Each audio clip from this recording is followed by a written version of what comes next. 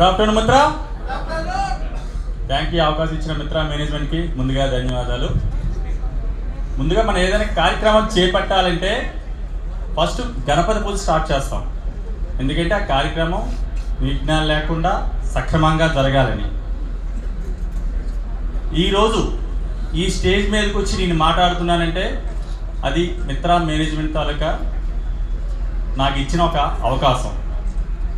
తల్లి లేకపోతే జీవం లేదు, తండ్రి లేకపోతే జీవితం లేదు, గురువు లేకపోతే వెలుగు లేదు.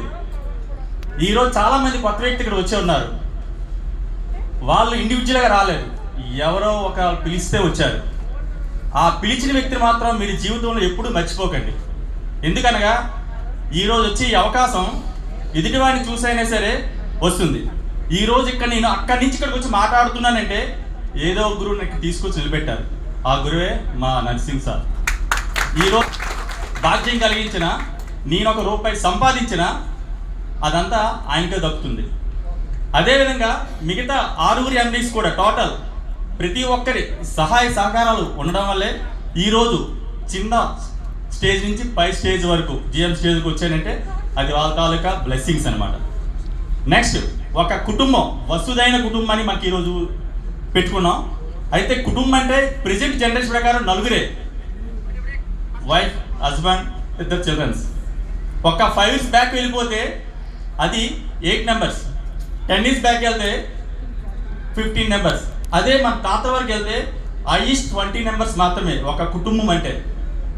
కానీ మిత్ర మేనేజ్మెంట్ మనకి నడుస్తున్న మిత్ర ఎస్టేట్లో మన కుటుంబం అయితే 400 members అండి.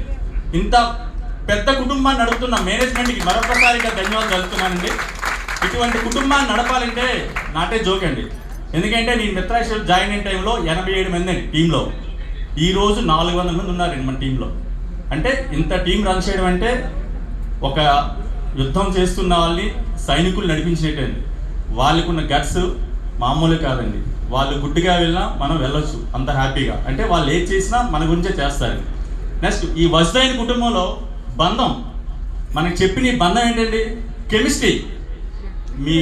మీ టీంతో కావచ్చు, కంపెనీతో కావచ్చు, మీరు తీసుకొచ్చిన వ్యక్తితో కావచ్చు, ఎవరితో అయినా సరే ముందు బంధాన్ని ఏర్పరచుకోవాలండి. మన మిత్రాలో ఏంటి నేర్పుతుంది మనకి? ఉన్న టీంతో కోఆర్డినేషన్, అది ఈ బంధం అండి. నెక్స్ట్ బాధ్యత. నీకు ఇచ్చిన బాధ్యత ఏంటి, నువ్వు కంపెనీ చేస్తుంది ఏంటి, ఆ బాధ్యత. నెక్స్ట్ భద్రత. ఈ రెండింటికి కోఆర్డినేషన్ అండి. మనం బాధ్యతగా కంపెనీలో బిహేవ్ చేయాలండి. ఎలా అనుకున్నారు? మీరు ఈ కంపెనీ నమ్మొచ్చారు, ఈ కంపెనీ మాత్రమే చేయండి, ఈ కంపెనీలో చేయండి. చేసినప్పుడు ఆటోమేటిక్గా బాధ్యత వస్తుంది, వాళ్ళు చెప్పే మనం చేయగలం. మనకి అప్పుడు కంపెనీ వాళ్ళు ఈ భద్రత అనేది మనకి ఇస్తారండి. మీకేం కావాలి, స్కీమ్స్ కావాలా, ఇంకేం కావాలి అడుగుతారు అనమాట. మన బాధ్యతగా ఉన్ననాడే ఈ భద్రత మనకు దక్కుతుందండి. నెక్స్ట్ భరోసా. మనకున్న ₹10,000 వస్తువు కూడా కంపెనీ మనకి ఒక ఇన్సూరెన్స్ ఇస్తుందండి, వారంటీ ఇస్తుంది. కానీ మన లైఫ్ అంతా తెచ్చి ఇక్కడ పెడుతున్నా కాదు, పెట్టాలి. పెట్టినప్పుడే కంపెనీ వాళ్ళకి మనకి భరోసా వస్తుంది అనమాట. ఆ భరోసా ఎలా వస్తుందంటారు? మనం ఫుల్ టైం ఎప్పుడు చేసామో ఆ రోజు మనకి కంపెనీ నుంచి భరోసా అంటే వస్తుంది. నెక్స్ట్ మనం అమ్మే ప్రతి ఒక్క లేఅవుట్ బిట్ మీద కూడా కంపెనీ మీద ఉన్న నమ్మకంతో మనం గట్టిగా చెప్పచ్చు, మా కంపెనీ 15 వెంచర్లు వేసిందండి, ఆల్రెడీ ప్రీవియస్ ఇది జరిగింది. దానివల్ల ఏంటి మనం గట్టిగా చెప్పొచ్చు. ఆ భరోసా మన కంపెనీ ఇస్తుందండి. అటువంటి ఇచ్చినప్పుడు మనం కూడా గట్టిగా చెప్పొచ్చు. ఈ 4 బంధాలు కలిపే ఈ వసుదైన కుటుంబం అండి. ఈ రోజు ఈ కుటుంబం అంతా కలిసిన చాలా ఆనందంగా ఉందండి. ఈ అవకాశం ఇచ్చిన మేనేజ్మెంట్ పేరున కూడా ధన్యవాదాలు. Thank you very much. Thank you very much. ఇప్పుడు అనుకోకుండా